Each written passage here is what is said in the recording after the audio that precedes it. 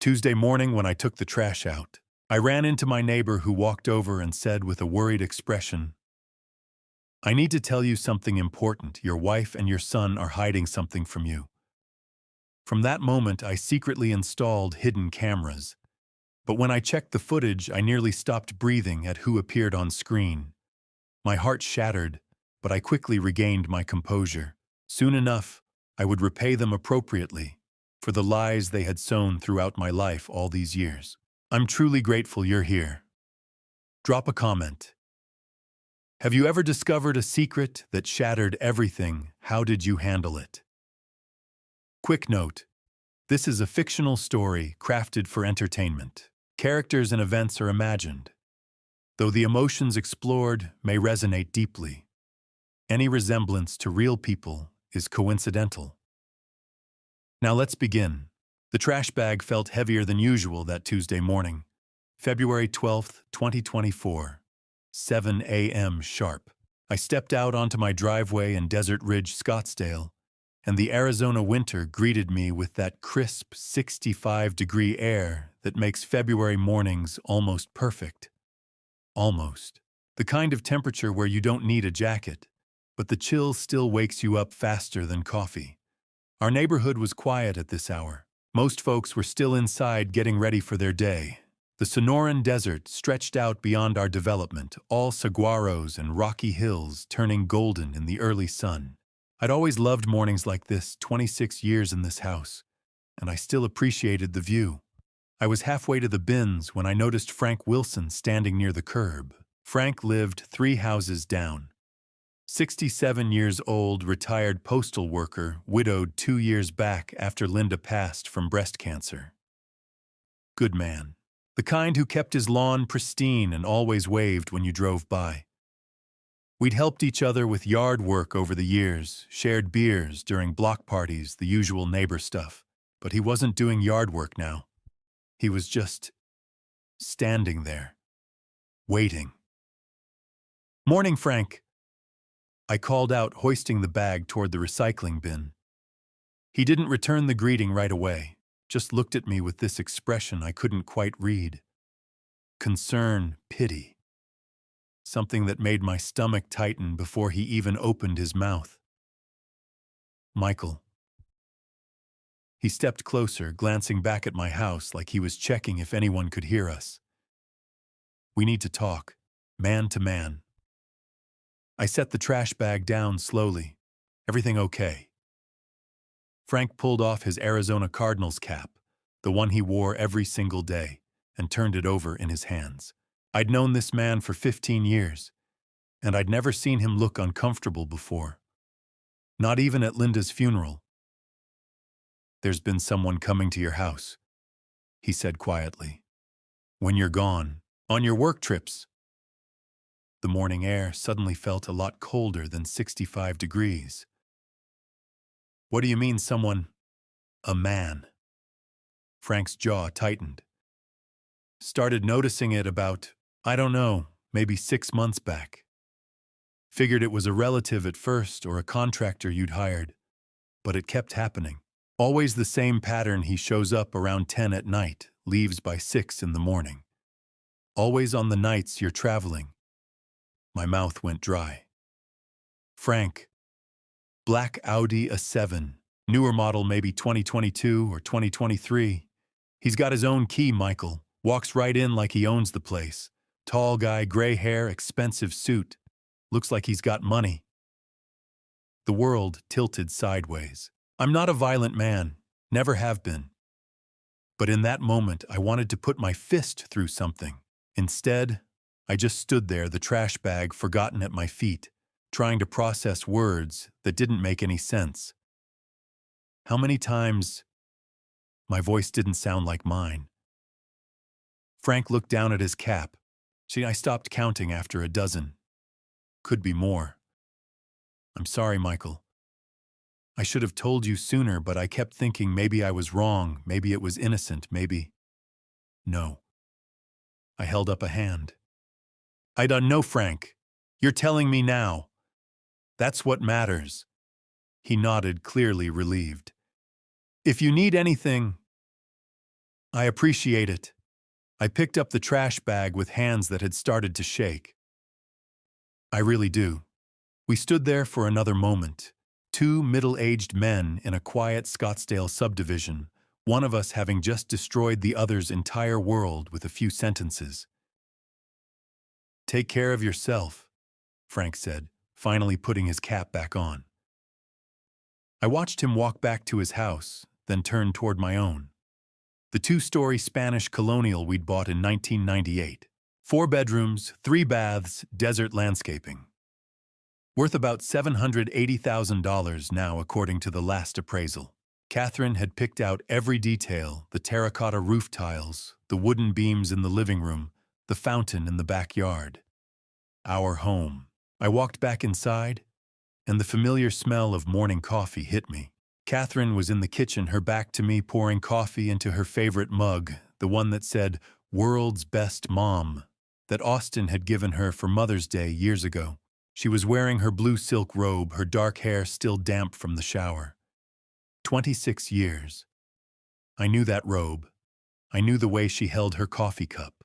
I knew the little sounds she made in the morning, the way she always checked her phone while the coffee brewed. I thought I knew her.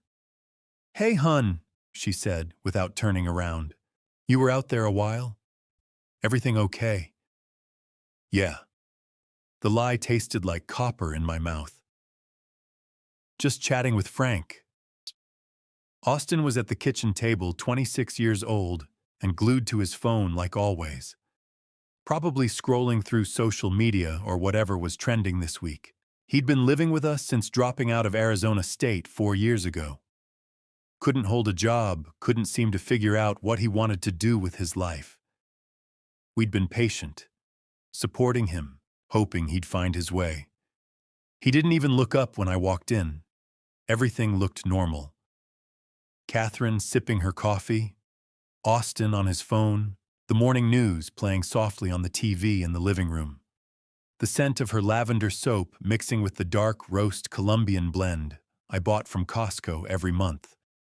Normal. Except it wasn't. Not anymore.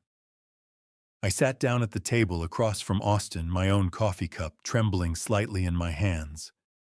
I forced myself to take a sip, forced myself to breathe normally, forced myself to look at my wife and son and act like the world hadn't just shattered into 1,000 pieces.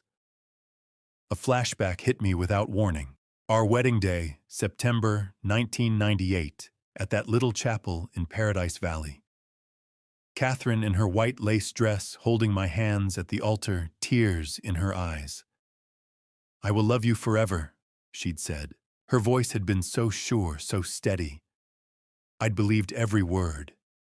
I'd built my entire life on those words. That memory felt like it belonged to someone else now, some other Michael Harrison who didn't know what I knew. "You okay, Dad?"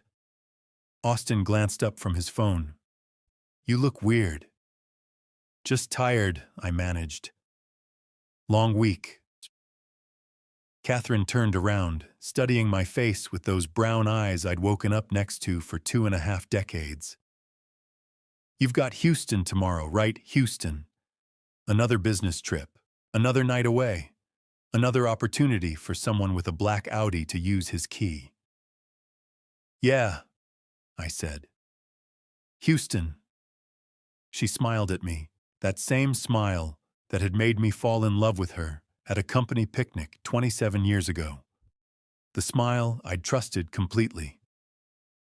"You work too hard," she said softly. I looked down at my coffee, at my hands wrapped around the ceramic mug, hands that had held our son when he was born, hands that had built a life, a career, a home, hands that were shaking so badly I had to set the cup down before I spilled it. "Yeah," I said again. "Maybe I do." Austin went back to his phone. Catherine went back to her coffee. The morning news droned on about traffic and weather. And I sat there at my kitchen table in my house with my family, knowing that nothing would ever be normal again. The coffee had gone cold in my cup, but I hadn't moved to refill it. I sat there at that kitchen table watching Catherine finish her coffee and Austin scroll through his phone. Everything looked normal. Too normal. Like a stage set where the actors were waiting for their cue. I needed to test them. Needed to see if Frank had been wrong, if maybe I was overreacting. Maybe there was some reasonable explanation. Maybe no, I had to know. You know, I said, casually setting down my mug. Frank said something really odd this morning when I was taking out the trash. The change was immediate. Catherine's fingers tightened around her coffee cup. I watched her knuckles turn white against the ceramic. Austin's fork stopped mid-air, suspended between his plate and his mouth, with a piece of scrambled egg that never completed its journey. Just for a second. Maybe two. But I saw it. The panic, the coordination. Then they recovered. Oh. Catherine's voice was light, but her smile looked painted on. What did Frank say? I kept my tone casual, curious. He mentioned seeing some unusual activity at our house. When I'm traveling for work. A car coming late at night. Catherine laughed. Too quickly. Too brightly. Michael, honey. She set her cup down with deliberate care. Frank is 67 years old. He's been confused ever since Linda died 2 years ago. You know how elderly people can get. Their minds start playing tricks on them. Yeah, Dad. Austin jumped in without missing a beat. That old guy is pretty out of it. He probably saw someone visiting a different house and got confused about which one. You know how dark it gets at night around here. I watched them. Really watched them. The way they didn't quite meet my eyes. The way Catherine's hand trembled slightly as she reached for her tablet. The way Austin's jaw was clenched just a fraction too tight. And the way they glanced at each other. Just once. Just for a heartbeat. But I caught it. That look between them. Coordinated. Practiced. Like players on a team checking their positions. 26 years of marriage teaches you to read your spouse. 26 years of being a father teaches you when your son is lying. They were both lying. You're probably right, I said, slowly nodding as if considering it. Frank has seemed a bit off lately. I shouldn't read too much into it. The relief that washed over their faces was almost comical. Catherine's shoulders dropped. Austin's grip on his fork relaxed. They thought I'd bought it, thought I was satisfied with their explanation. Austin seized the moment. Hey, Dad, speaking of which, he set his fork down, adopting that sheepish expression he'd perfected as a teenager when asking for money. Could you transfer me an extra $1,500 this month? I've got some unexpected expenses. I looked at my son, 26 years old, living in my house, eating my food, and asking for more money while sitting across from me, lying to my face. What kind of expenses? I asked, keeping my voice neutral. Just, stuff. He shrugged, not meeting my eyes. Some clothes for job interviews. I owe a couple of friends some money. Nothing major, just need a little help. Catherine backed him up immediately. Our son needs support, Michael. You know how difficult things are for young people these days. The job market is terrible. He's trying his best. I let the silence stretch for just a moment, long enough for them to wonder if I was going to push back, long enough to see the worry creep back into Austin's expression. Then I nodded. Sure, I'll transfer it tonight. The relief was instant, visible. Austin actually smiled, the first genuine expression I'd seen from him all morning. Thanks, Dad. You're the best. Catherine reached across the table and squeezed my hand. You're a good father, Michael. Austin is lucky to have you. Her hand felt cold. Or maybe mine was. I couldn't tell anymore. I should get ready for work, I said, standing. My legs felt steadier than I expected. Maybe shock has its benefits. Don't forget you're leaving for Houston tomorrow. Catherine reminded me, already turning back to her tablet. How could I forget, I said. Houston. Another business trip. Another night away from home. Another opportunity for someone with a black Audi and a key to walk through my front door. I walked out of the kitchen, my footsteps echoing on the tile floor. But instead of heading downstairs to our bedroom, we'd converted the main floor guest room into our master suite 3 years ago for convenience. I stopped at the base of the stairs leading up to the second floor. There was a spot on the upper landing, just around the corner, where the acoustics of the house did something strange. Sound carried up from the kitchen perfectly, like the house itself was designed to betray secrets. I discovered it years ago, back when Austin was in high school, and we'd wanted to make sure he wasn't getting into trouble with his friends. Funny how these architectural quirks come back to haunt you. I climbed the stairs slowly, quietly, testing each step to avoid the creaks I'd memorized over 2 decades. The third step from the top, the seventh from the bottom. I knew which ones to avoid. At the top, I pressed my back against the wall, just out of sight, and waited. It didn't take long. The upper landing was silent, except for the sound of my own breathing. I pressed my back against the wall, every muscle tensed, waiting. Then their voices drifted up from the kitchen below. Low, urgent, conspiratorial. Austin, this is serious. Catherine's whisper carried perfectly through the architecture of our home. If your father installs cameras... Mom, relax. Austin cut her off.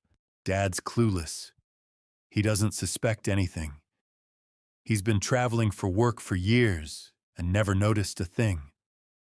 My hand found the wall for support. My legs felt like they might give out beneath me. You need to tell Douglas to be more careful, Catherine continued. What Frank saw, I texted him last night already. Austin's voice held an edge of irritation. He said not to worry. He called Dad the perfect fool who only thinks about work. The perfect fool. Those words hit me like physical blows. I had to bite down on my tongue to keep from making a sound.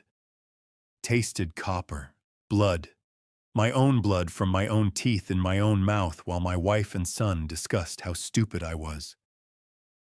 Besides, Austin went on, he still owes me money, $750 for this month plus the extra $500 he promised last week. $750. Every month. My son was being paid to keep quiet about my wife's affair. Oh, he'll pay, Catherine said. Her voice was matter-of-fact, businesslike. He always does. Just make sure your father stays blind to it. Douglas. They were talking about Douglas Anderson. The pieces clicked into place with sickening clarity. Douglas Anderson, my boss for the past 8 years. 6'2", gray hair, always impeccably dressed in suits that cost more than my monthly mortgage payment. Drove a black Audi A7, the exact car Frank had described. Douglas controlled my project schedule. He assigned my business trips. He knew exactly when I'd be out of town, exactly how long I'd be gone, exactly when the house would be empty except for my wife. My wife and her key-holding lover. The nausea hit me hard. I pressed one hand against my mouth, swallowing it down, forcing myself to stay silent. To keep listening. I have to go, Austin said. Meeting some friends. Be careful with that money, Catherine warned. Don't blow it all in one place. I heard movement. Chairs scraping. The conversation was ending. I forced myself to move, forced my legs to work to carry me down the stairs with measured normal steps. One foot in front of the other. Don't run. Don't stumble. Act natural. By the time I reached the bottom, Austin was heading toward the garage phone already back in his hand. He didn't even glance my way. Catherine was rinsing her coffee cup at the sink, humming softly. some song from the radio. She looked so peaceful, so content. "I'm heading to work," I said. My voice came out steady, even, completely at odds with the chaos screaming through my head. "Have a good day, honey." She smiled at me over her shoulder. That same smile I'd woken up to for 26 years. "Sure, don't forget to pack for Houston tonight." "I won't." I grabbed my keys from the hook by the garage door. The same hook where they'd hung for 2 decades. The same keys that opened the same car parked in the same driveway of the same house where my wife was sleeping with my boss, while my son took payment for his silence. "Love you," Catherine called after me. The words made my stomach turn, but I said them back anyway, because that's what we did. That's what we'd always done. "Love you too." I walked through the garage, past Austin's old bike that hadn't been ridden in years, past the storage bins full of Christmas decorations, past the tools I'd organized so carefully last summer, and got into my truck. A Ford F-155 years old, perfectly maintained. A sensible vehicle for a sensible man who went to work every day and provided for his family and never suspected a thing. The perfect fool. I closed the door, put the keys in the ignition, and sat there.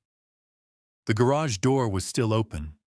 I could see our street through the opening, the Johnson's house across the way, the Rodriguez's place next door, Frank's house 3 doors down, where a 67-year-old widower had tried to warn me that my life was a lie.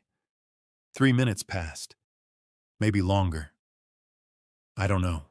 Time felt strange, like it was moving too fast and too slow simultaneously. My hands were shaking. I gripped the steering wheel until my knuckles turned white the same way Catherine's had when I'd mentioned Frank's warning. The same physical tell that had given her away. Douglas Anderson, the man who'd hired me, mentored me, sent me congratulations cards when I finished big projects, came to our house for dinner parties where Catherine had laughed at his jokes and poured his wine and smiled that smile that I'd thought was just her being a good hostess. How long? How many of those business trips, how many nights had I been in Houston or Denver or Phoenix while Douglas Anderson was in my house, in my bed, with my wife and Austin? My son, 26 years old. The kid I'd taught to ride a bike, to throw a baseball, to change a tire. The boy who'd cried when his dog died and hugged me so tight on his first day of school. That same person was upstairs right now, probably texting Douglas about how well he'd deflected my suspicions at breakfast. $750 a month. I did the math automatically. Engineer's habit. If this had been going on for 6 months, Frank said he'd noticed it that long ago. That was $4,500. If it was longer, 10 months would be $7,500. A year would be $9,000 that my son had been paid to lie to my face. The garage smelled like oil and concrete and the lavender detergent Catherine used on our towels. Normal smells, the smell of home. Except it wasn't home anymore. Maybe it never had been. I turned the key. The engine started with its familiar rumble. I put the truck in reverse and backed out of the driveway with the same careful movements I'd made thousands of times before. But as I drove away from that house, that beautiful Spanish colonial in Desert Ridge with its terracotta tiles and desert landscaping and fountain in the backyard, I knew that nothing would ever be the same again. The perfect fool was done being fooled. The Phoenix skyline stretched out beyond my 5th-floor window at Core-Tech Construction Group, but I wasn't seeing it.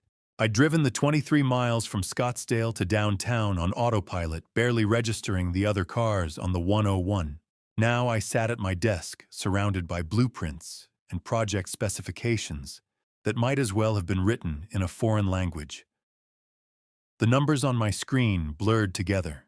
The CAD drawings made no sense. All I could see was my son's face across the breakfast table. All I could hear was Catherine's voice drifting up from the kitchen. "Just make sure your father stays blind to it." My hands moved across the keyboard out of habit, pulling up spreadsheets I couldn't focus on. But my mind was doing different calculations now. The kind of math no engineer wants to run. 18 business trips in the last 6 months.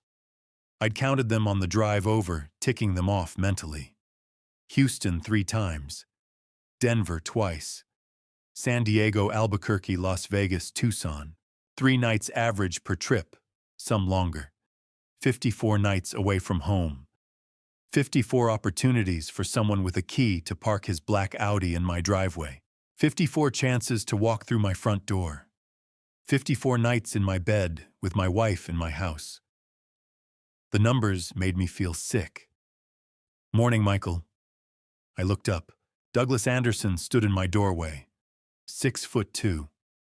Gray hair styled perfectly, the kind of expensive cut you get at those upscale places in Kierland Commons that charge $80 just for a trim.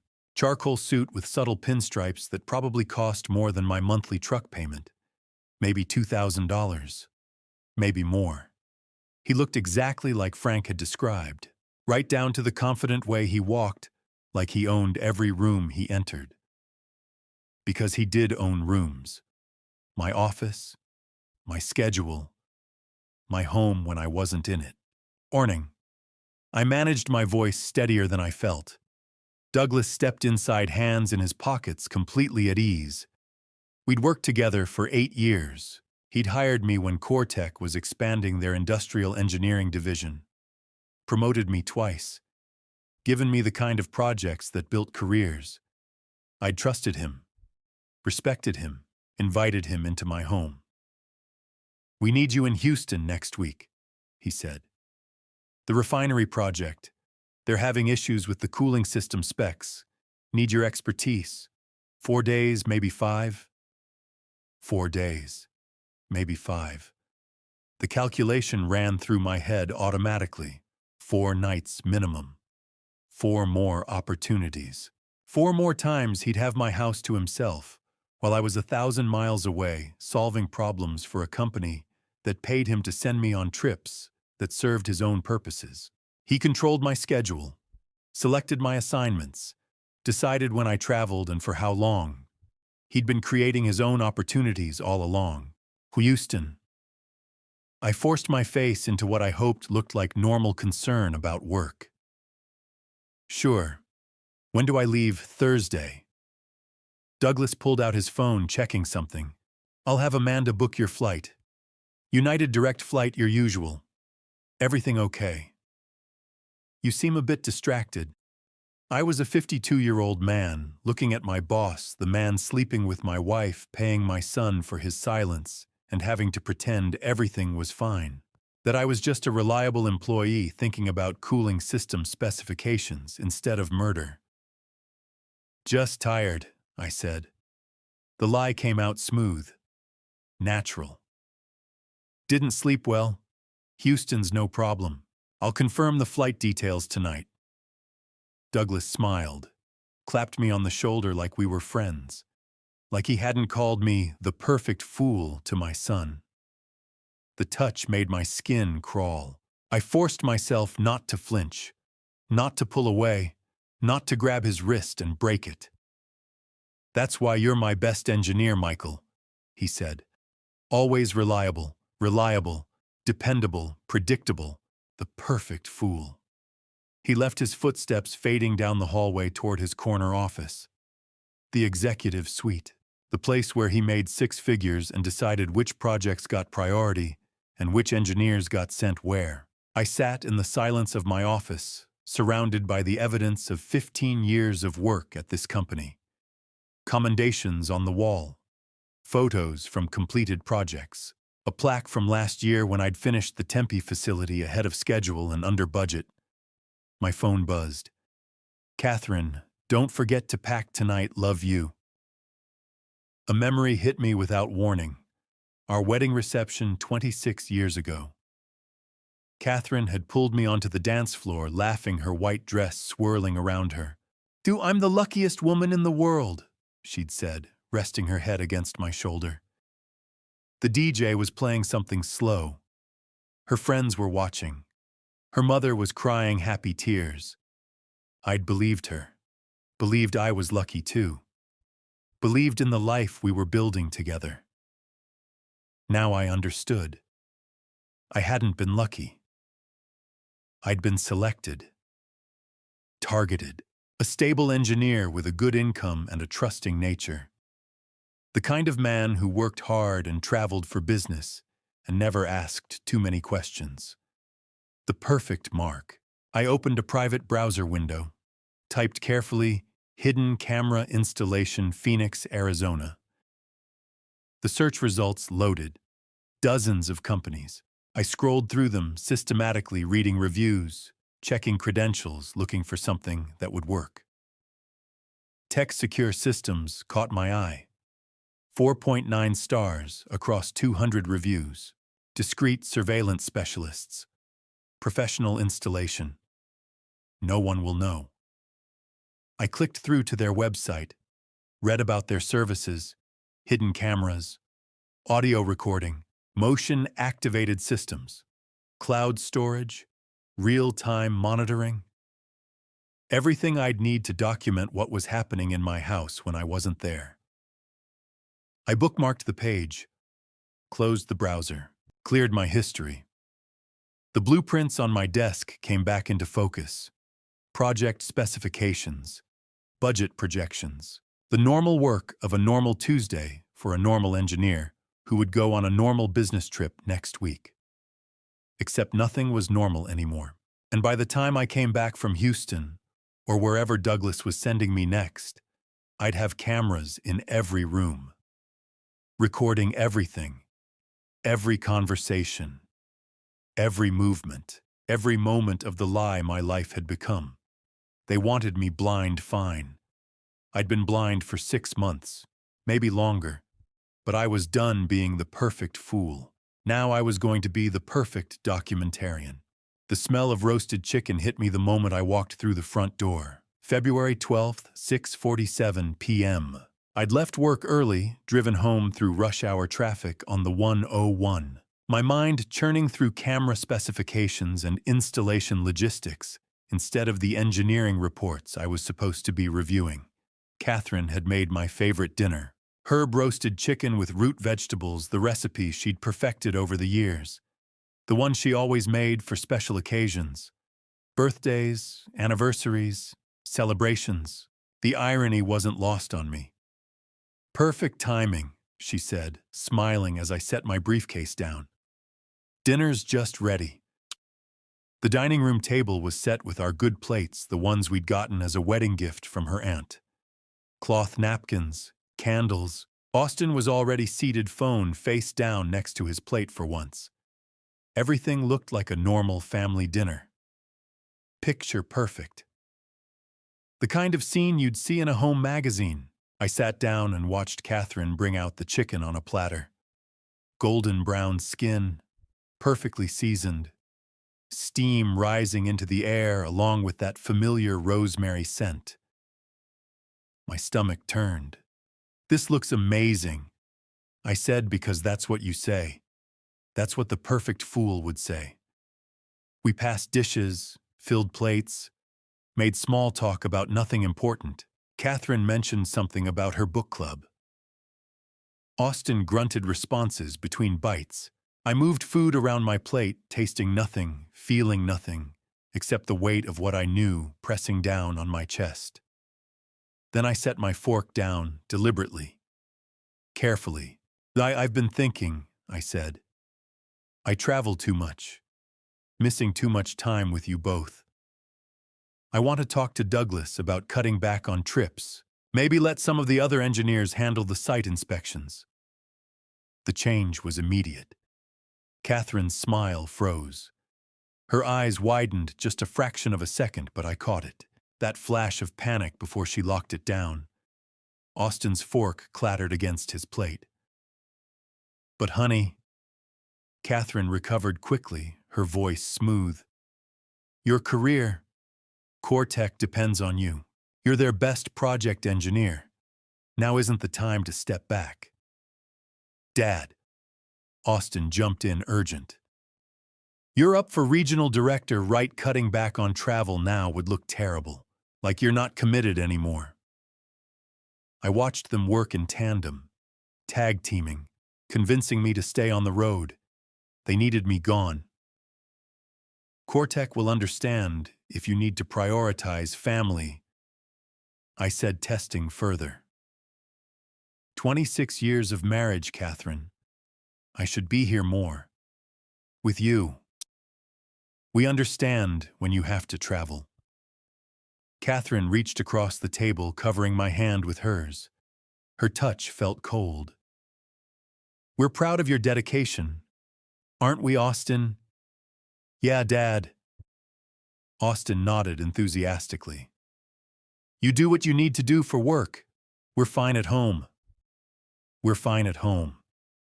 Without you. That's what he meant. Catherine squeezed my hand. Besides, you've worked so hard to build this career. Don't throw it away now. The promotion is so close.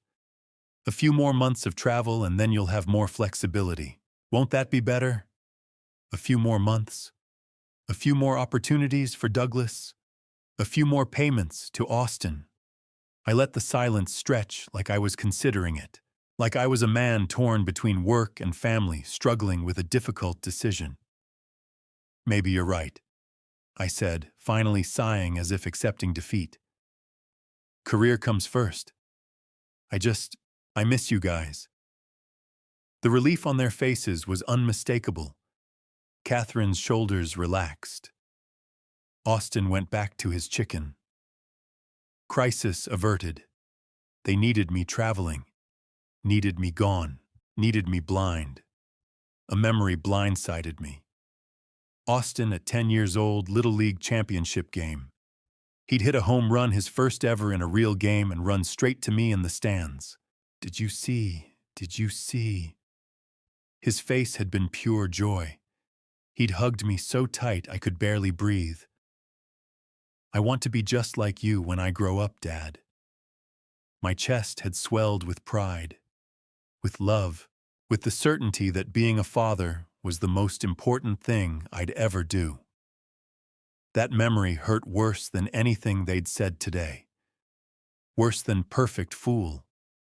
Worse than knowing about Douglas.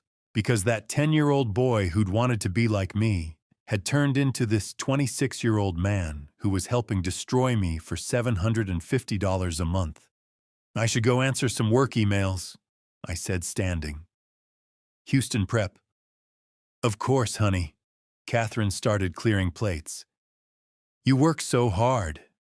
I climbed the stairs to our second-floor office, the room I'd converted 5 years ago, built custom shelves for my engineering manuals, installed the standing desk I'd researched for months before buying. But I didn't open my work email. I opened a private browser, created a new encrypted email account, one they'd never find, never trace. I typed carefully. Need discrete camera installation. Urgent. Wife and son cannot know. Available this Thursday. I attached the Tech Secure Systems contact form I'd bookmarked earlier. Hit send. Then I sat back in my chair, the ergonomic one Catherine had bought me for my birthday 3 years ago, and stared at the wall. At the degrees hanging there. Bachelor's in Civil Engineering from Arizona State. Master's in Structural Engineering from UCLA.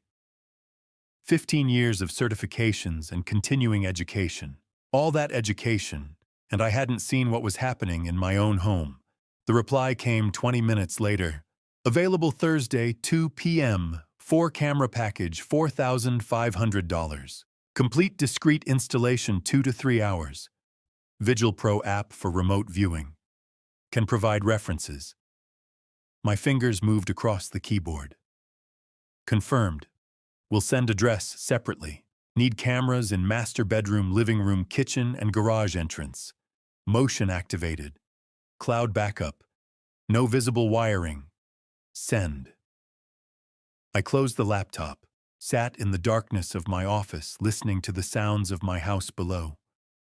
Catherine running water in the kitchen, the TV turning on.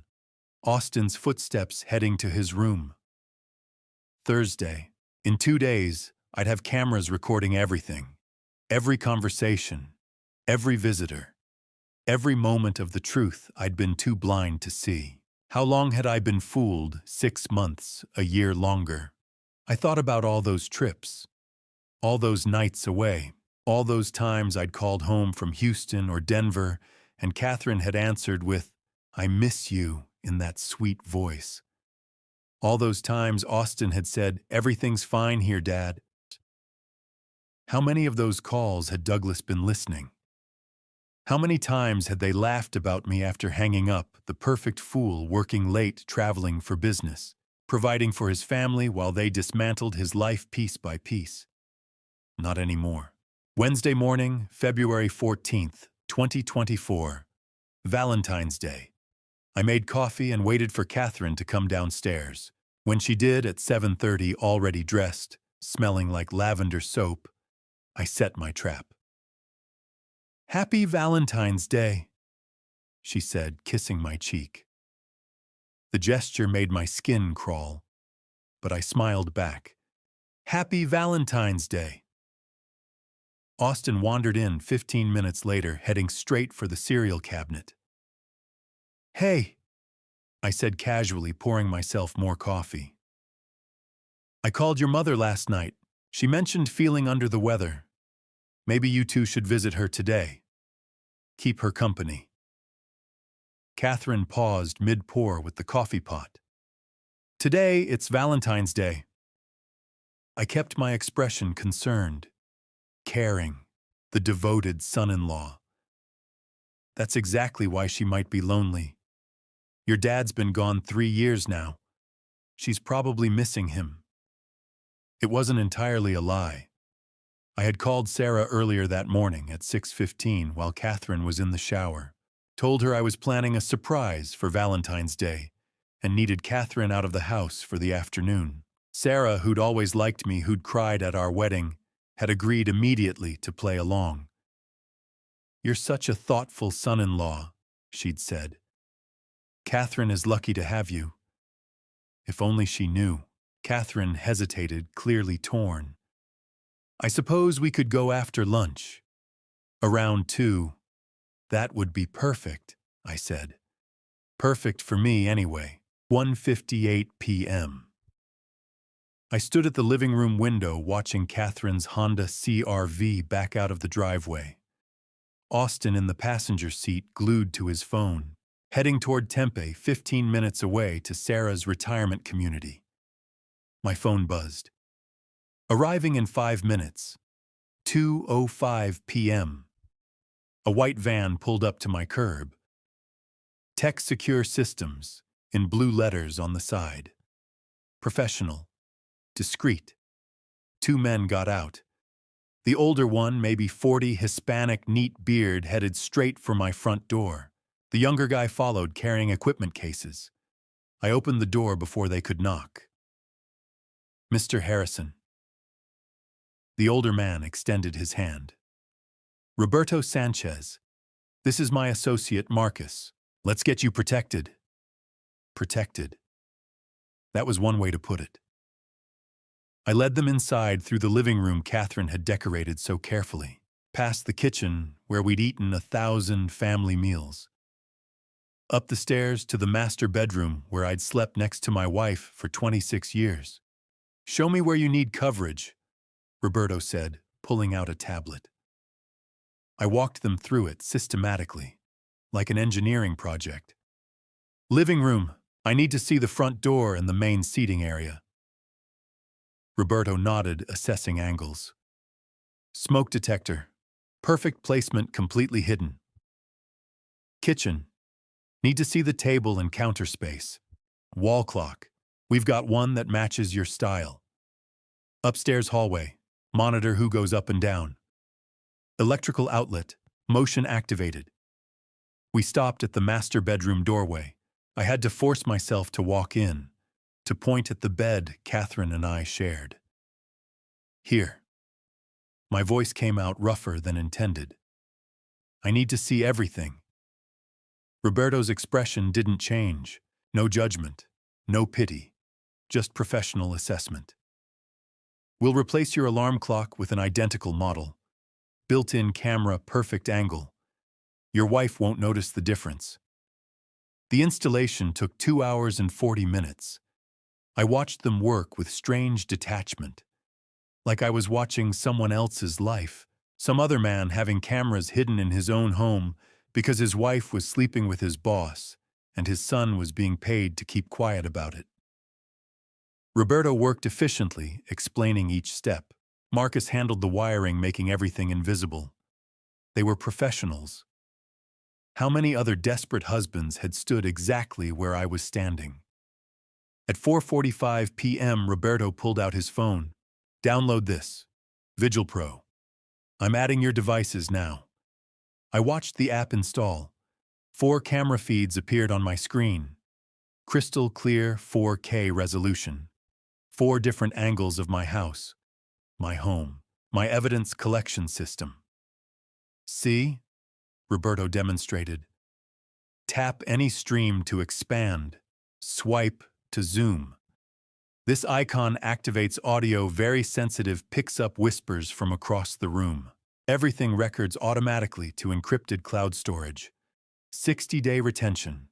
You can download clips anytime. I tested it. Watched myself on the bedroom feed, standing there with Roberto and Marcus. The angle was perfect. You could see the entire bed, the nightstands, the door, everything I didn't want to see but needed to document. Payment, Roberto asked. I pulled out my phone, transferred $4,500 via Zelle, money I'd moved from our joint account into my personal account 2 days ago. Money Catherine hadn't asked about because she trusted me to handle our finances. The irony was suffocating. Roberto and Marcus finished packing up at 5:20 p.m. The house looked exactly the same. Nothing suspicious, nothing out of place. At the door, Roberto handed me his business card. If you need anything, Mr. Harrison, call me directly. And he paused. I'm sorry. Whatever's happening, I'm sorry you're going through it. I nodded, couldn't speak. Shook his hand, watched them drive away. Then I stood in my living room alone and pulled up Vigil Pro. 4 feeds, 4 angles, 4 ways to watch my life fall apart in real time. 5:45 p.m., Catherine's CRV pulled into the driveway. I pocketed my phone and arranged my face into something resembling normal. We're back, Catherine called out, coming through the front door. She walked right past the smoke detector camera. Didn't notice a thing. Mom's fine, just a little tired. Nothing to worry about. Austin headed straight for the kitchen, grabbed chips from the pantry, stood directly under the wall clock camera. Completely oblivious, Catherine came up behind me, wrapped her arms around my waist. Thank you for thinking of my mom. That was really sweet. Of course, I said. That evening, we went through the Valentine's Day motions. Catherine had made reservations at our favorite Italian place in Old Town Scottsdale. We sat across from each other, drinking wine, eating pasta. To anyone watching, we looked like a happy couple celebrating 26 years of marriage. My phone buzzed periodically with Vigil Pro alerts. Motion detected. Home system active. Everything recording. Back home at 10 p.m., Catherine changed into the red nightgown she'd bought for the occasion. We lay down in our bed, the one we'd picked out together 12 years ago from that furniture store in Phoenix. The alarm clock on the nightstand looked exactly the same as always. Same red digital numbers, same plastic casing, same position. Except now it was recording everything. Catherine kissed my cheek. Happy Valentine's Day, honey. I love you. Love you too, I said automatically. She fell asleep within minutes. I lay there staring at the ceiling, hyper-aware of the camera 6 feet away. Recording us. Recording her telling me she loved me while planning to meet Douglas the next time I left town. Tomorrow morning, I'd board a plane to Houston. 4 days, maybe 5, Douglas had said. 4 days for them to use my house while I collected evidence. My phone was under my pillow. I pulled it out, carefully checked Vigil Pro. All 4 cameras active. Motion detection enabled. Cloud backup running. Everything was ready. By this time tomorrow night, I'd have everything I needed to destroy them all. Thursday morning, February 15th, 2024. My suitcase sat packed by the front door. Catherine was making eggs and coffee in the kitchen, playing The Devoted Wife. She hummed softly some song from the radio, moving around in her blue bathrobe. Through the window, the Arizona sun was just starting to burn off the morning chill.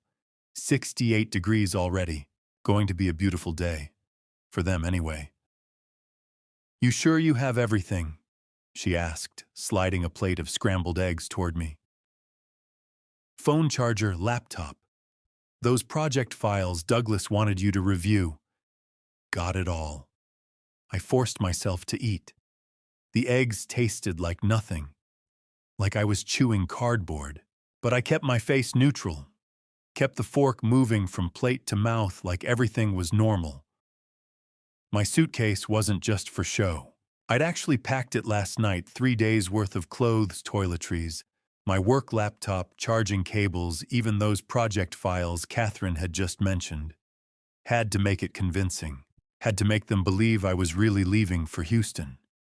That I'd be 1,000 miles away for the next 4 days while they had the house to themselves.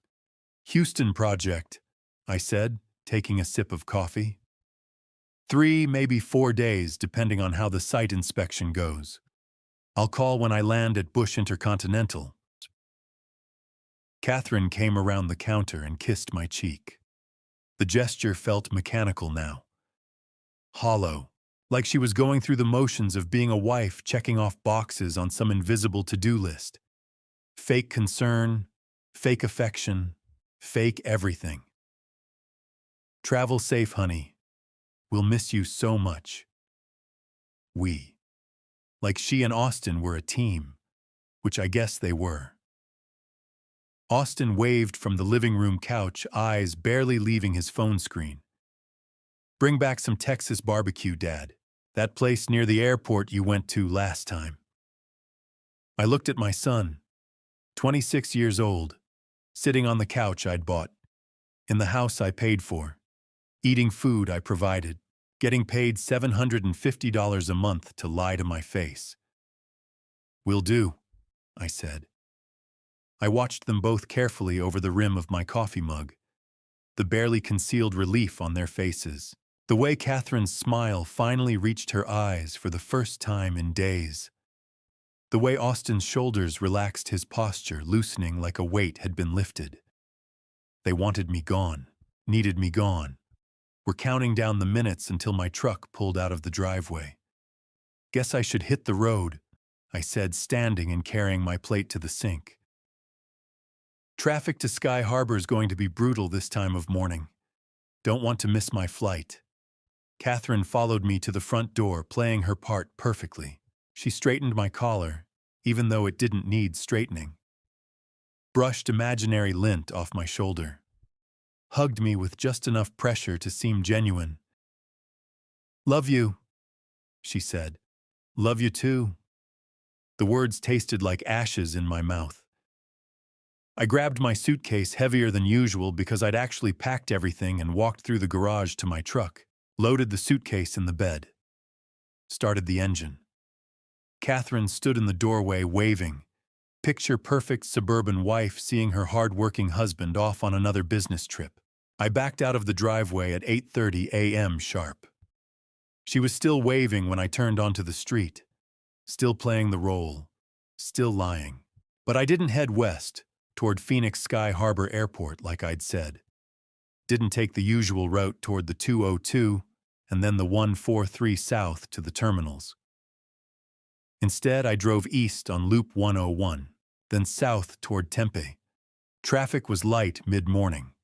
Took me 15 minutes to reach my brother's apartment complex on Rural Road, just a few blocks from Arizona State University. Matthew Harrison, 49 years old, 3 years younger than me. Financial analyst for a tech company. Divorced 5 years ago, his ex-wife had cheated on him with her personal trainer. Now he lived alone in a modest 2-bedroom apartment, worked too much, traveled constantly. Currently in Amsterdam on a business trip until next Tuesday. I'd called him last night after Catherine had gone to bed. Matt, I need to use your place for a few days. Can't explain over the phone right now, but it's important. Really important. Matthew hadn't asked questions. Never did. That's what I'd always loved about my little brother. He just understood when something was serious. Keys under the green, welcome, Matt, he'd said. Apartment 3C, 3rd floor. I'm in Amsterdam until Tuesday morning. Mi casa es su casa, big brother. Stay as long as you need. Whatever you're dealing with, I've got your back. I found the key exactly where he'd said. Let myself into the apartment building, took the elevator to the 3rd floor, walked down the hallway to 3C. Matthew's place was exactly what you'd expect from a divorced workaholic. Minimalist furniture, clean lines, everything organized and practical. No decorations, except a few photos of our parents and some prints of mountain landscapes. The place smelled stale. He'd been gone 4 days already.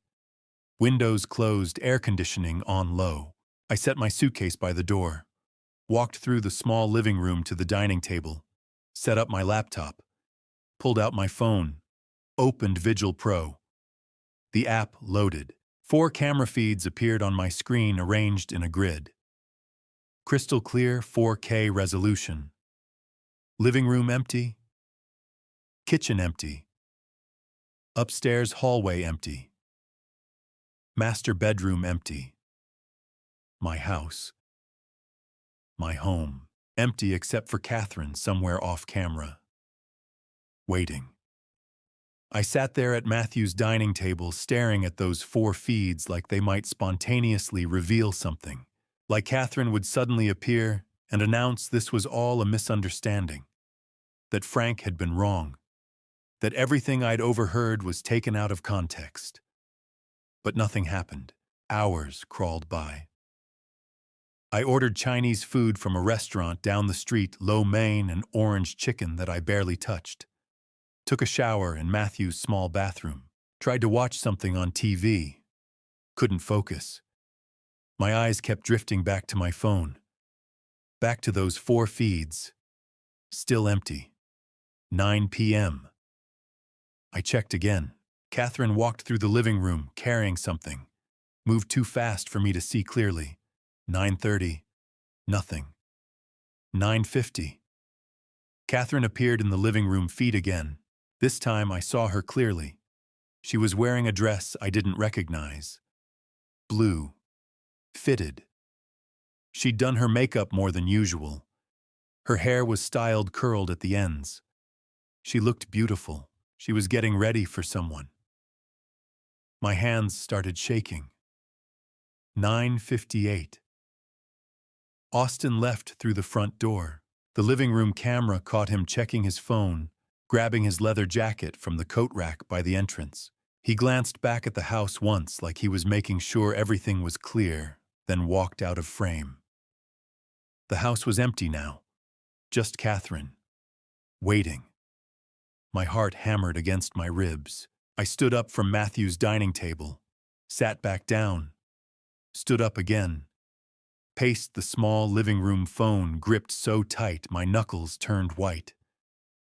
This was it. This was the moment. 26 years of marriage about to be documented in 4K resolution with crystal clear audio. 10:05 p.m. The doorbell rang. If you're still with me at this point, I'd love to hear from you. Drop a comment sharing your prediction. Who do you think is at the door? And what do you think Michael is about to discover? Your theories always fascinate me, and I read every single one. Quick reminder, before we continue, this narrative contains fictionalized elements crafted for storytelling. If this style doesn't suit your preferences, feel free to pause here. Otherwise, let's find out what happens when that door opens. My finger hovered over the audio activation button. On the living room camera, Catherine opened the door. Douglas Anderson stepped inside 6'2" charcoal suit, with subtle pinstripes Italian leather shoes that probably cost more than my monthly mortgage payment. He carried a bottle of wine in one hand and flowers in the other. I zoomed in on the wine label, Napa Valley Cabernet. The same vineyard Catherine and I had visited on our 15th anniversary. Retail price around $180. He'd brought expensive wine to drink in my house. Before Catherine could say a word, Douglas pulled her into a kiss. I counted.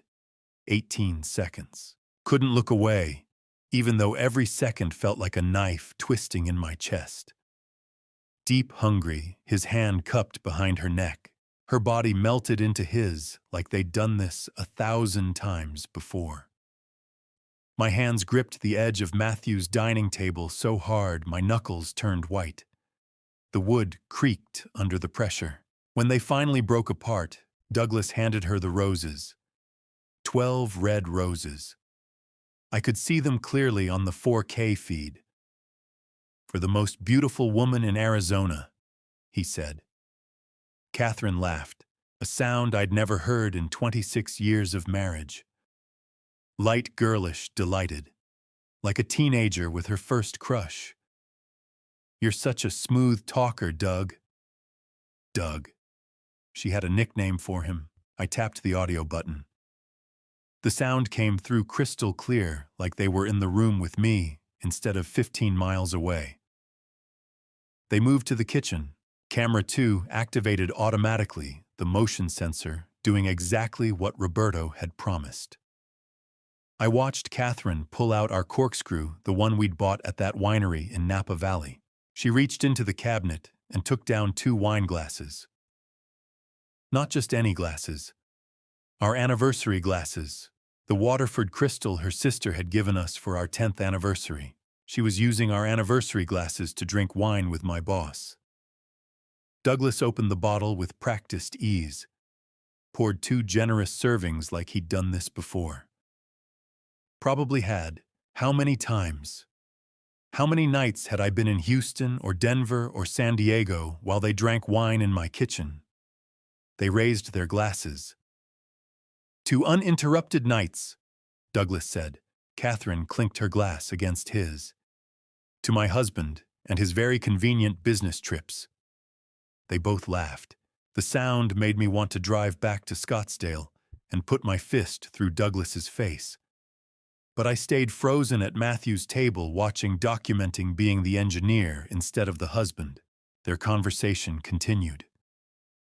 I forced myself to listen to every word. "When does the fool come back?" Douglas asked, taking a sip of the Cabernet. "Monday night. We have the whole weekend." Catherine set her glass down, moved closer to him. 3 full days. "Perfect. I told Nancy I'm at a company retreat in Flagstaff. Leadership workshop, team building exercises, all that corporate nonsense." She bought it completely. Nancy. His wife. 54 years old, married to Douglas for 28 years. I'd met her at company Christmas parties. Nice woman. Always asked about Catherine and Austin. Made small talk about gardening and their grandkids. She had no idea either. Douglas swirled his wine, studying it like he was at a tasting room. "You know, I almost feel bad for Michael sometimes. Guy works so hard, makes good money, completely clueless about what's happening in his own house." My jaw clenched so tight I thought my teeth might crack. Catherine leaned against the counter in my kitchen. "Don't feel too bad about it. He married his job years ago. Even when he's home, I barely see him. You give me what he never could: attention, passion, excitement. He's a good provider, I'll give him that. But that's all he is. A good provider. That's all I was to her. A paycheck.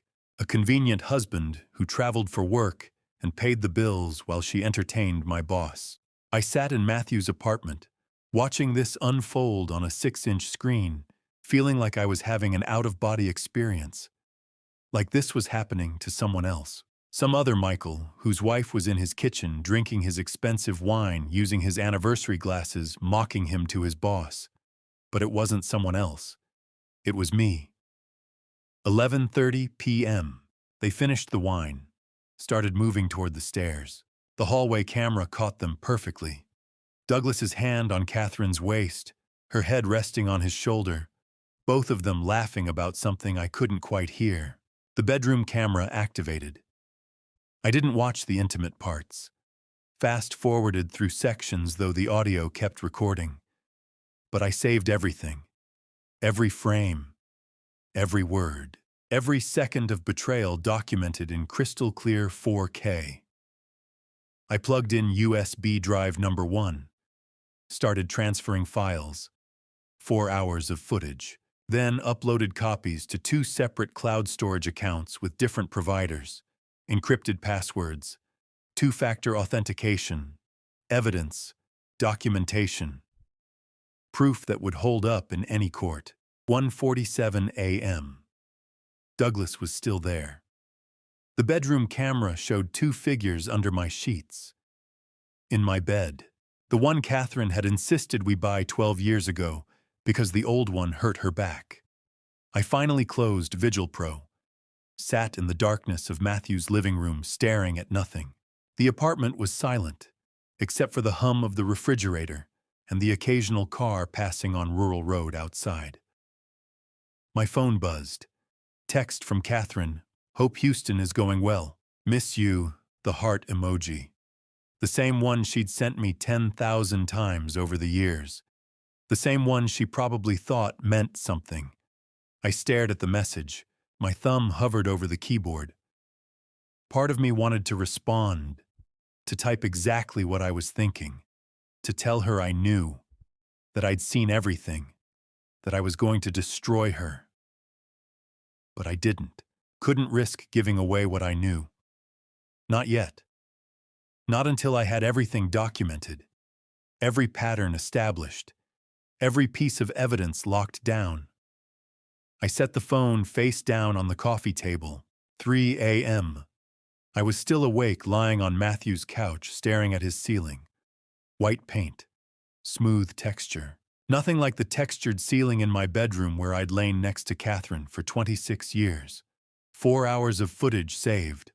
Audio of them mocking me, calling me a fool, laughing about my convenient business trips, using my home like a hotel, drinking wine I'd paid for with glasses I'd received as gifts. But I needed more than one night. One night was a mistake, a lapse in judgment, something a lawyer could explain away. I needed a pattern, multiple instances, evidence that this was systematic, ongoing, premeditated. I needed proof that would be undeniable in divorce court. When custody discussions happened, when asset division came up, when lawyers started calculating alimony and property splits. So I waited for Saturday. Saturday, February 16th, 11 a.m. I checked Vigil Pro expecting to see an empty house, hoping maybe that Friday night had been a one-time thing, a mistake, something Catherine would regret and never do again. The kitchen camera proved me wrong. Douglas and Catherine were having breakfast together. 11 to 17 a.m., according to the timestamp in the corner of the feed. A domestic scene that made bile rise in my throat. Douglas sat at my kitchen table wearing my bathrobe, navy blue, the one Catherine had given me for Christmas 3 years ago. Reading something on a tablet, probably the news. Completely comfortable, completely at home. Catherine stood at the stove in a silk nightgown, scrambling eggs in my cast-iron skillet, the one I'd seasoned myself over years of use. Her hair was messy, uncombed. She looked relaxed, happy. They looked exactly like a married couple having a lazy Saturday morning. I tapped the audio icon with shaking fingers, thinking next weekend. Douglas was saying, when he's in Denver. Catherine flipped the eggs. 3 full days. Where will you tell Nancy you are visiting my brother in Tucson? She never checks, never has. He took a sip of coffee from my favorite mug, the Arizona State one I'd had since college. Your husband makes this very convenient, you know. All this travel. It's almost too easy. Catherine laughed. Actually laughed. Well, that's Michael. Predictable, reliable, never questions anything. I started taking notes, documenting everything.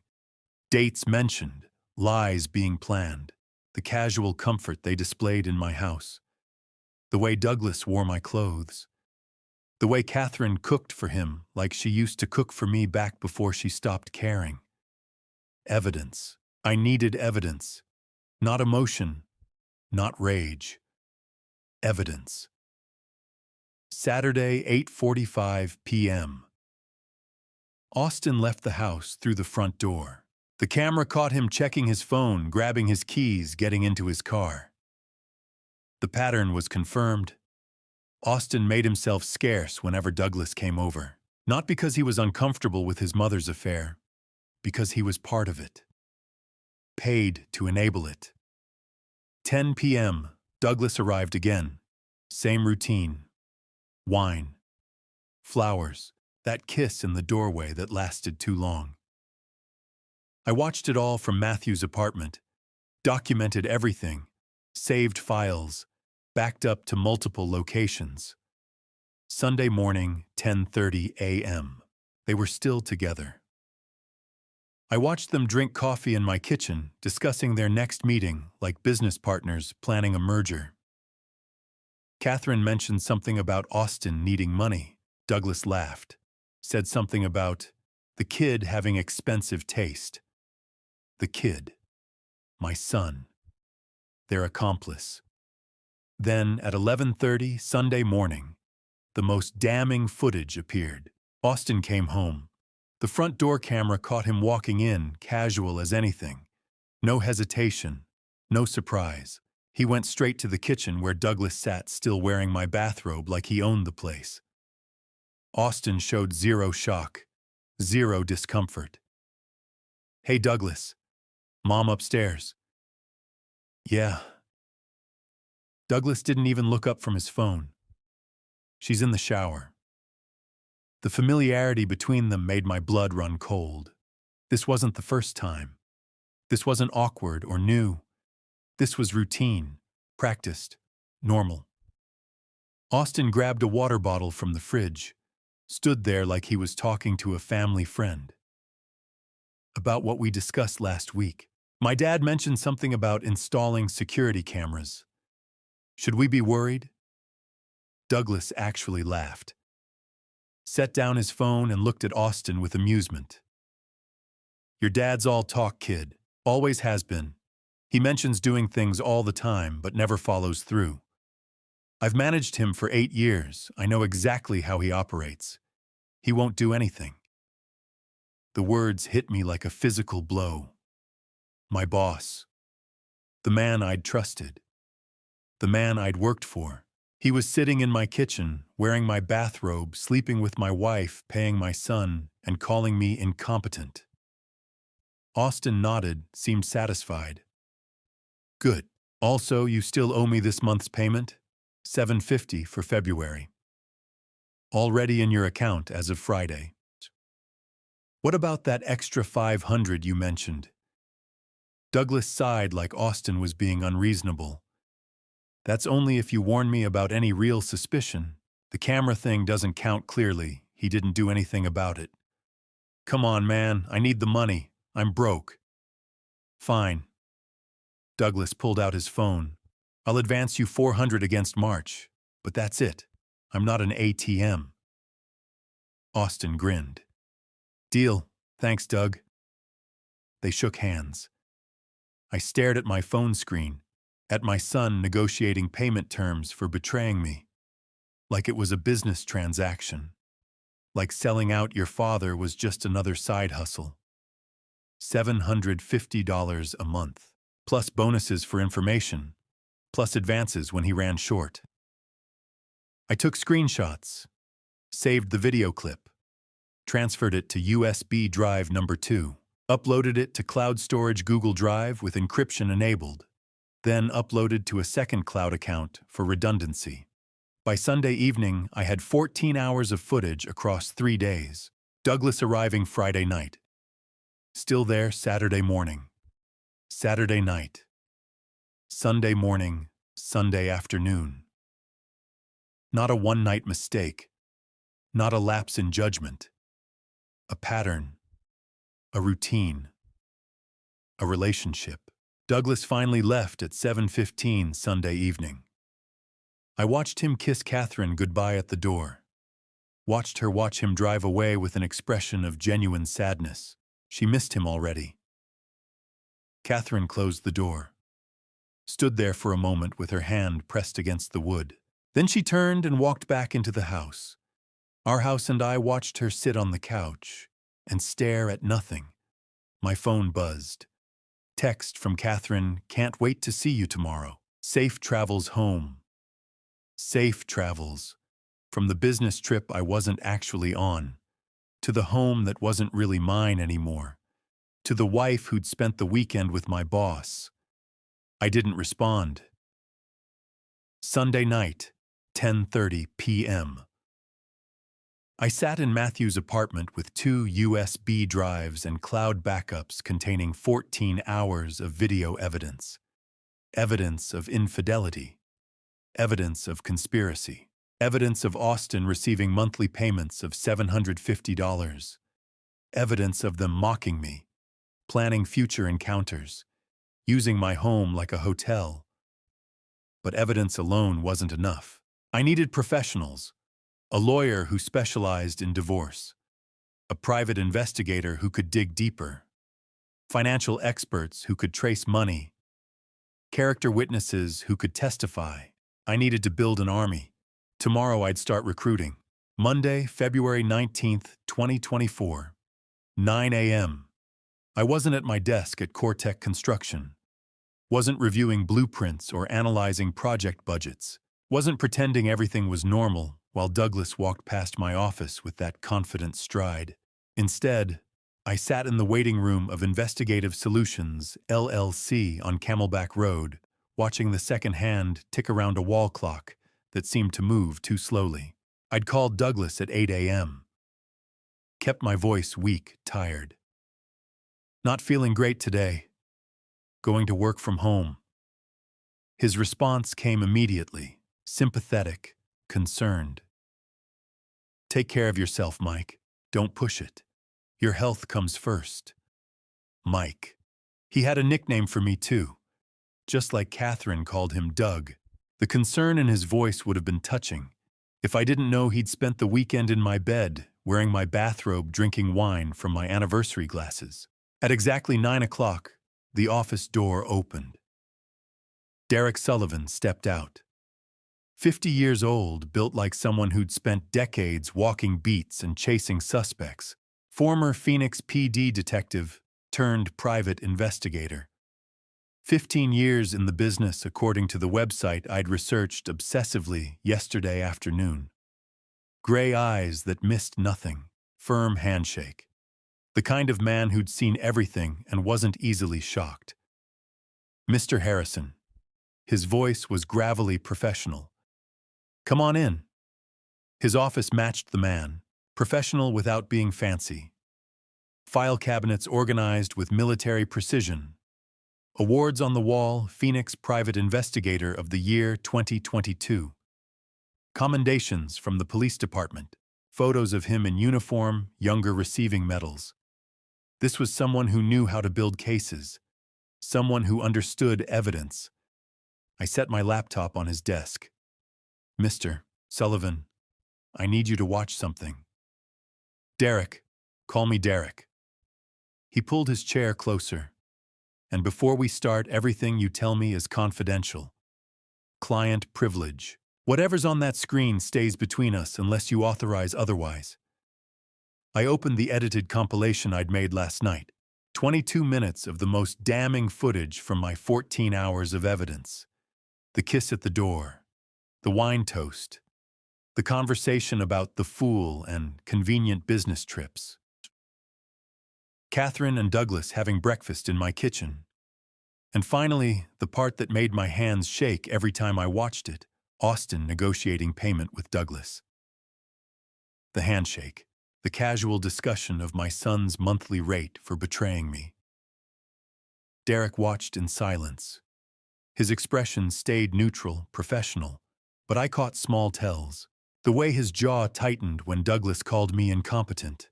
The way his pen stopped moving when Austin asked about his payment. The way he leaned back when they shook hands like he needed distance from what he was seeing. When the video ended, Derek sat quietly for a moment. Then he closed the laptop and looked at me. Mr. Harrison, Michael. He set his pen down deliberately. I've been doing this for 15 years. Seen a lot of cheating spouses. Seen financial betrayal. Seen families torn apart. But a son taking money to cover up his mother's affair. He shook his head. That's a new level of moral bankruptcy. Can you get his financial records? I asked. My voice came out steadier than I felt. Every transfer Douglas made to Austin over the past year. I need documentation beyond what I've recorded. Derek nodded, already taking notes. I can subpoena bank records through legal channels for civil cases. Takes about 10 days. I'll also run a comprehensive background on Douglas Anderson employment history assets, any skeletons in his closet. Man this comfortable with betrayal, there's usually more than one victim. What about my wife? Her finances. That too. Phone records showing frequency of contact. Credit card statements. Travel patterns. If there are hotel visits, rental properties, anything that establishes this as an ongoing affair rather than an isolated incident. He looked up from his notes. You're building toward divorce, I assume. Among other things. Derek quoted his fee. $5,200 for a comprehensive investigation. That includes forensic accounting, complete background checks, surveillance if needed, and testimony preparation if this goes to court. I pulled out my phone, opened my banking app, transferred $5,200 via Zelle without hesitation. Derek's eyebrows rose slightly. You came prepared. Most people take a few days to decide. I've had 2 days to think about nothing else. He glanced at his computer, confirming the transfer. All right then. We're officially engaged.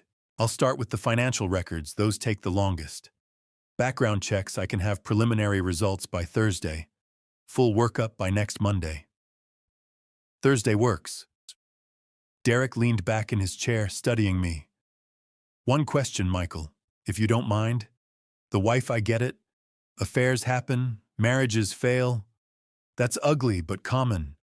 But your son, he shook his head, actively participating, taking money. In 15 years, I've never seen a kid do that. Why? I stared at Derek's wall, at the commendations, the certificates, the evidence of a career spent finding truth. I don't know, I said finally. I keep asking myself that. $750 a month. That's what I'm worth to him. That's the price tag for betraying your father. Did you have a bad relationship? Was he resentful, looking for payback? No. The word came out hollow. I taught him to ride a bike, coached his little league team, paid for his college until he dropped out, let him live at home rent-free for 2 years. I thought, my voice cracked. I thought we were close. Derek didn't offer platitudes, didn't say it wasn't my fault or that I'd done my best. Just nodded, wrote something in his file, and moved on. Professional, efficient, exactly what I needed. I'll need copies of everything you've recorded, he said. Send encrypted files to this email address. He wrote it on his business card. And Michael, you did the right thing documenting this. A lot of people confront, immediately destroy evidence, make the case harder to prove. You kept your head, built documentation. That's going to matter in court. We shook hands. Derek walked me to the door. Preliminary report Thursday afternoon. I'll call when it's ready. And Michael, he paused. I'm sorry this is happening. For what it's worth, you're doing everything right. Stay the course. I left his office at 10:45 a.m. One professional secured, one piece of my army assembled. But documentation wasn't enough. I needed a legal executioner. Someone who could take this evidence and turn it into financial devastation. Asset seizure, disinheritance. A divorce settlement that would leave Catherine with nothing. I had an appointment with attorney Carolyn Spencer at 11:30. 11:30 a.m. same day. 15th floor of a downtown Phoenix high-rise. Spencer and Associates Family Law occupied the corner suite with floor-to-ceiling windows overlooking the city. The reception area smelled like leather and expensive coffee. Everything pristine, professional. Framed case victories lined the hallway. Settlement agreements with impressive numbers. Court decisions highlighted in yellow. Carolyn Spencer's office was at the end. Corner suite. Windows on two sides. Bookshelves packed with Arizona law. Awards on the wall, Arizona Family Law Attorney of the Year 2019. A plaque, 94% success rate in contested divorces. 35 years. Carolyn stood when I entered. 60 years old, sharp gray suit, reading glasses on a chain. Presence of someone who'd spent decades destroying opposing counsel. Mr. Harrison? Firm handshake. Please sit. I handed her USB drive number 1. Ms. Spencer, I need a divorce, and I need to legally destroy them. She plugged in the drive without hesitation, watched my 15-minute compilation in silence, taking notes, pausing to review sections. Her pen moved constantly. When it ended, she removed her glasses. Michael, may I call you Michael? With evidence like this, we're not just aiming for a favorable divorce. We're aiming for legal devastation. She pulled up Arizona community property law, turned the screen toward me. Normally, Arizona is 50-50, but adultery with clear documentary evidence changes everything. With proof this ironclad, you'll receive 75% of marital assets, possibly 80%. The house becomes yours solely, and she'll receive 0 spousal maintenance. Arizona allows complete denial in adultery cases. The house is valued at $780,000, I said. She joint investments about $320,000, savings $178,000. Carolyn made notes. Shadi ha $6,000. Combined assets approximately $1,278,000. You're looking at roughly $960,000. She gets maybe $300,000 zero ongoing support. The numbers felt clinical, abstract, like a business transaction instead of 26 years ending. Now regarding your son. She pulled up another document. We will file for disinheritance under Arizona Revised Statutes Section 14-2804. He conspired against you for financial gain. That's grounds for complete removal. Will life insurance, retirement accounts, everything. The word disinheritance hit harder than expected. Austin was still my son, the boy I'd raised, who'd hugged me after Little League games. Then I remembered. $750 a month. Do it, I said. Carolyn nodded. Regarding inheritance rights, we should verify paternity. Standard procedure in high-value disinheritance cases. Eliminates any future challenges. Makes everything airtight. I froze. A DNA test. Exactly, just precautionary. You're removing him from inheritance. We want no loopholes for him to challenge later. It's thorough legal process. Something cold settled in my stomach. Is that necessary? In a case this complex, with this much money at stake? Yes, it closes every possible avenue for dispute. She handed me a business card. Gene Test Labs.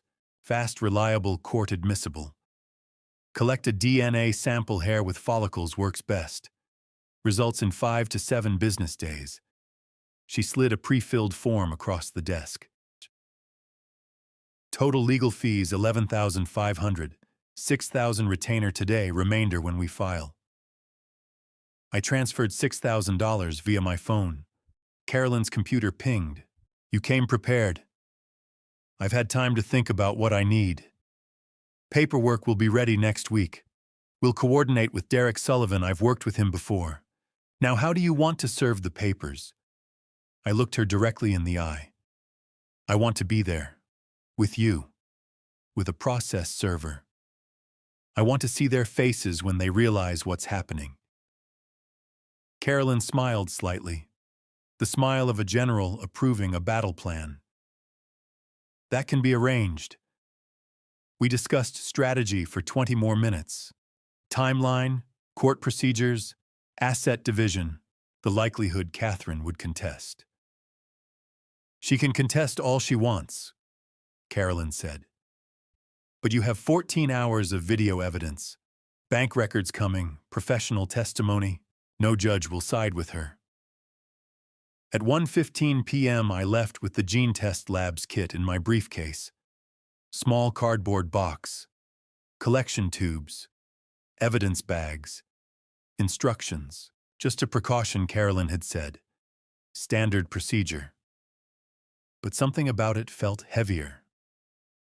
That evening, after Austin's usual long shower, I walked into his bathroom. His hairbrush sat on the counter. Black bristles full of dark hair. I pulled on latex gloves from the kit, selected 3 strands with clear follicles, sealed them in the evidence bag, filled out the chain of custody form, signed where indicated. By 9 p.m., the FedEx envelope was in the overnight drop box. Priority delivery to Gene Test Labs in Scottsdale. 5 to 7 business days for results. Just procedure, I told myself. Just covering all legal bases. Austin was my son. Of course he was. I'd been there when he was born. Cut the umbilical cord, held him when he was seconds old, but I needed to be thorough. Monday, February 26th, 2024. Morning. I'd spent the past week maintaining perfect normalcy at CoreTech, reviewed blueprints, attended meetings, made small talk with Douglas about project timelines. He never suspected a thing. 9 a.m. Key Bank, downtown Phoenix branch. Patricia Moreno met me in a private consultation room.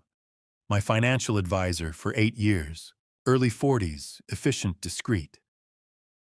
She'd helped me refinance the house, set up retirement accounts, plan Austin's college fund, back when he was still in school.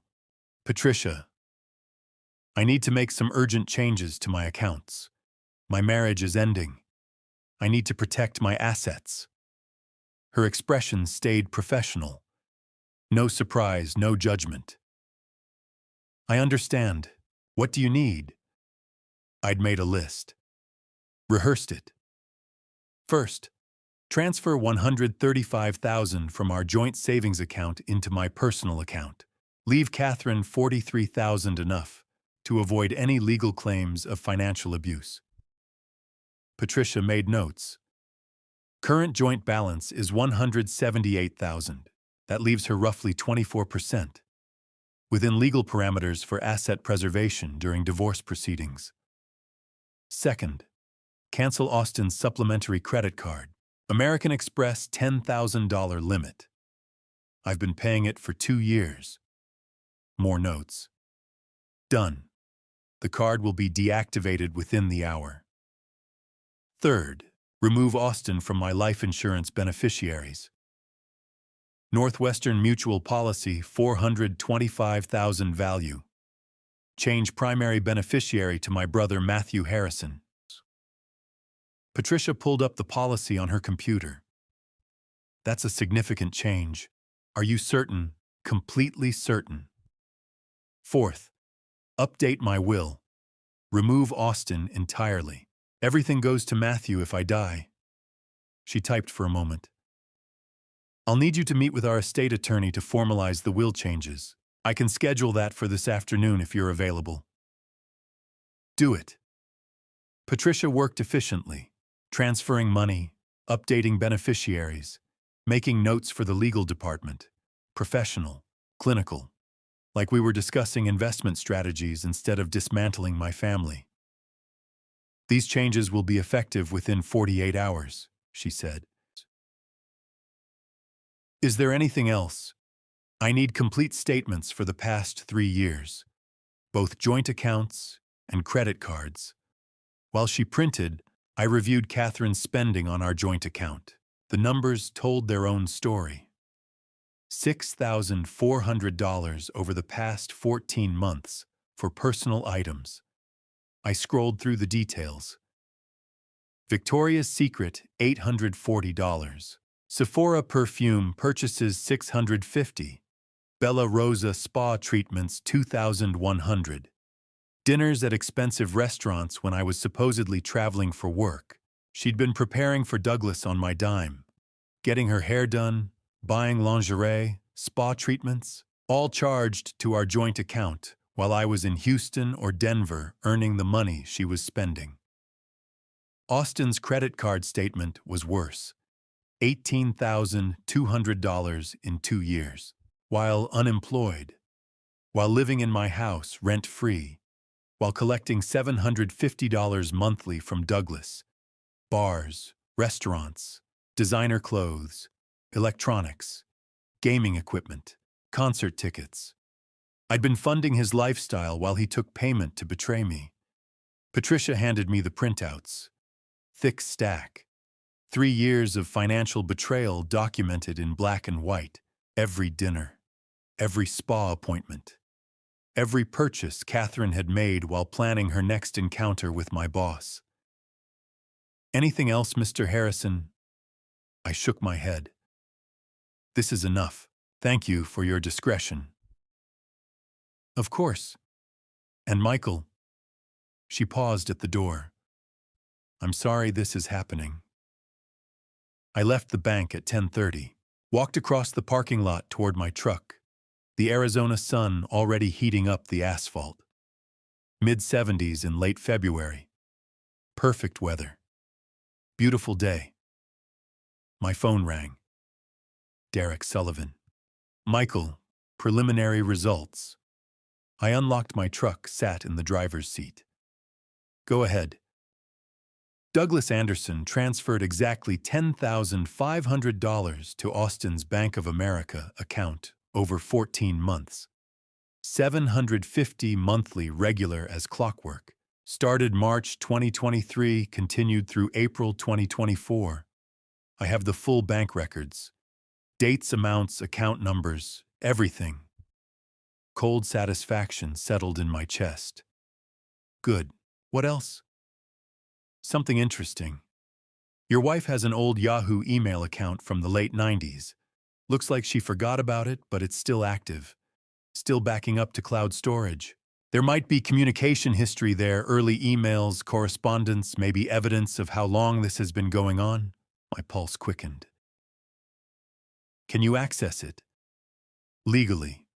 It's her account, but if it's stored on shared devices or has recoverable passwords through public information, it's fair game for civil investigation, especially with evidence of conspiracy already established.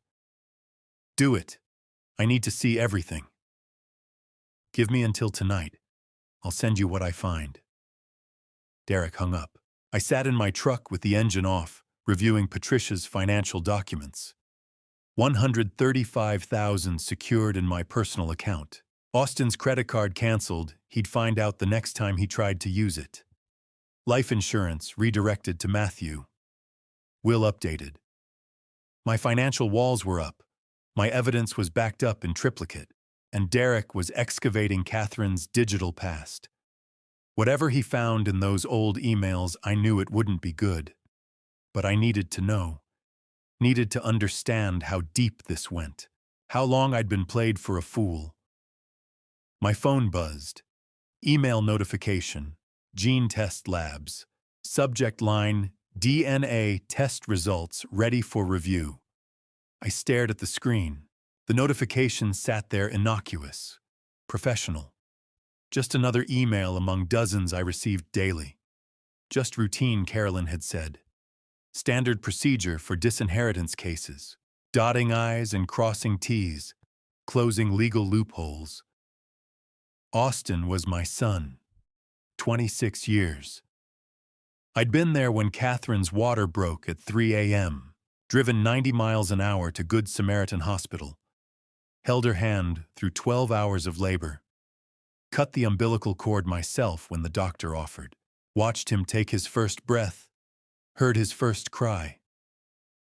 I'd changed his diapers, taught him to walk, read him bedtime stories, coached his little league team, helped with homework, driven him to school every morning for 12 years. Of course he was mine. I opened the email. The message was brief, professional. Your DNA test results are ready for secure viewing. Please log into your account portal using the credentials provided during sample submission. I clicked the link, entered my case number. Password. The loading screen took 3 seconds, felt like 3 hours. Then the results appeared. Probability of paternity 0.00%. Conclusion. The tested male is excluded as the biological father of the tested child. I read it again, then again. The words didn't change. 0%. Excluded. Not the biological father. Austin wasn't my son. 26 years. 26 years of believing, of raising him, of loving him, of thinking he was mine. And he wasn't. My hands started shaking. The phone slipped from my fingers, clattered onto the center console. I sat in that parking lot, engine off, windows up, the Arizona sun beating down on my truck, and felt my entire life collapse into something I didn't recognize anymore. Wednesday, February 28, 2024. 3:47 a.m. My phone vibrated on Matthew's nightstand, pulling me from shallow sleep. I'd been staying at his apartment on and off, telling Catherine I was doing extended site inspections. She believed it. Why wouldn't she? I'd always been reliable, predictable, the perfect fool. The notification lit up the screen. Email from Gene Test Labs. Subject line, DNA test results, confidential. I sat up instantly. Heart hammering, mouth dry. Just routine, I told myself. Standard procedure. Carolyn had said so. Just crossing T's and dotting I's for the disinheritance filing. I opened the email on my phone. My hands were shaking slightly. PDF attachment downloaded. Paternity analysis report. Michael Harrison, alleged father, and Austin Harrison, child. I scrolled to the conclusion section. 3 words destroyed my world. Probability of paternity 0%. I read it again. The words didn't change. The tested male, Michael Harrison, is excluded as the biological father of the tested child, Austin Harrison. For 47 seconds, I couldn't breathe, couldn't move, just stared at those words on the small screen in the darkness of Matthew's guest room. Then I lurched to the bathroom and vomited, hard. Everything in my stomach emptied into the toilet, while I gripped the edges, cold sweat breaking out across my forehead. When the retching stopped, I sat on the cold tile floor, shaking. The fluorescent bathroom light hummed overhead, too bright, too harsh. When I could stand, I went back to the bedroom. Opened my laptop. Needed to see the report on a bigger screen. Needed to be absolutely certain. The results were definitive, clinical, unambiguous, 0% probability. Not my son. Never was. My mind started calculating. Engineer's habit even in crisis. 26 years of child-rearing costs. Average $19,000 per year, according to USDA estimates. That's $494,000. Plus Arizona State tuition before he dropped out, $45,000. Plus the Honda Civic I bought him at $18,22,000. Plus 2 years of living expenses while he was unemployed, $38,000. Total $599,000 I'd spent raising another man's son. The memories came without permission. Flooding back, each one now poisoned. The hospital room in 1998. The nurse placing newborn Austin in my arms. Congratulations, Dad. Catherine smiling weakly from the bed. He has your eyes. She'd lied, even then, looking me straight in the face and lying. Austin at 7 years old, teaching him to ride a bike in our driveway, running alongside, holding the seat steady. I got you, buddy, I got you. His skinned knee, me bandaging it. His trust in me absolute. Austin's high school graduation 2016. Cap and gown. Thanks for everything, Dad. I couldn't have done this without you. My chest swelling with pride. Every birthday, every Christmas, every I love you, Dad. All built on a lie. I wasn't raising my son.